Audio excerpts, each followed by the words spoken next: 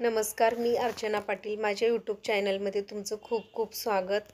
तर आज आहे ज्ञानेश्वर माऊलींचा समाधी संजीवन सोहळा. हा आळंदीमध्ये मोठा कार्यक्रम असतो. आजच्या दिवशीच ज्ञानेश्वर माऊलींनी समाधी घेतलेली आहे. तर बावड्यामध्ये सुद्धा ज्ञानेश्वर महाराजांचा मंडप आहे. इथंही आज पारायण आहे आणि 12:30 वाजता फुलं पडतात आणि फुलं झाल्यानंतर मग जेवणाचा कार्यक्रम आहे. तो व्हिडिओ मी तुम्हाला दाखवणार आहे. व्हिडिओ आवडला तर व्हिडिओला लाईक, शेअर, सबस्क्राईब करा. व्हिडिओ स्किप न करता शेवटपर्यंत नक्कीच बघा.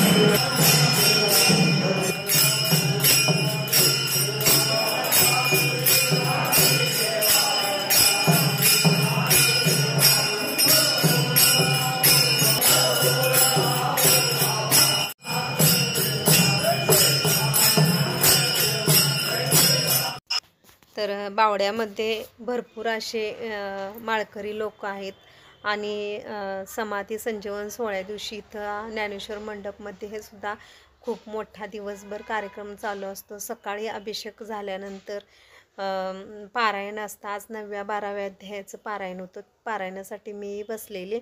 सकाळी 8 ते 10 पारायण होतं.